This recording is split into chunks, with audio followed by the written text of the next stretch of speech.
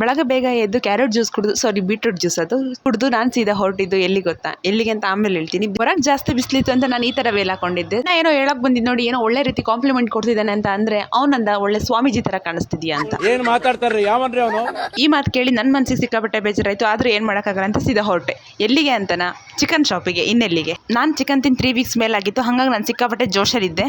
ನಾನು ಮಾಡಿರೋ ರೆಸಿಪಿ ಎಲ್ಲ ನಿಮಗೆ ತೋರ್ಸೋಕೆ ಹೋಗಲ್ಲ, ಬಿಕಾಸ್ ನಾನು ಮಾಡಿರೋ ರೆಸಿಪಿ ನೋಡಿದ್ರೆ ನಿಮಗೆ ತಲೆ ಕೆಡೋದು ಗ್ಯಾರಂಟಿ. ಹಾಗಾಗಿ ನಾನು ತೋರ್ಸೋಕೆ ಹೋಗ್ತಿಲ್ಲ, ಬಿಕಾಸ್ ನನ್ನ ವ್ಯೂವರ್ಸ್ ಚೆನ್ನಾಗಿರೋದು ನಂಗೆ ತುಂಬಾನೇ ಇಂಪಾರ್ಟೆಂಟ್. ಅಲ್ಲ ಟ್ಯಾಂಕ್ ಹೆಚ್ಚಿನ. ನನಗೆ ಮೊದಲೇ ಗೊತ್ತಿತ್ತು ಮನೇಲಿ ಮಾಡಿದಷ್ಟು ಚೆನ್ನಾಗಿ ಬರಲ್ಲ ಅಂತ, ಬಟ್ ನಾನು ಅನ್ಕೊಂಡಿದ್ದಷ್ಟು ಕೆಟ್ಟದಾಗೇನಿರಲಿಲ್ಲ. ಇನ್ನು ಸಾಂಬಾರ್ ಆಗೋದ್ರೊಳಗೆ ಪಾತ್ರೆ ಎಲ್ಲ ವಾಶ್ ಮಾಡ್ಕೊಳ್ಳೋ ಪಾತ್ರೆ ಎಲ್ಲ ವಾಶ್ ಮಾಡ್ಕೊಂಡು ಎಲ್ಲ ಎತ್ತಿಟ್ಕೊಂಡೆ.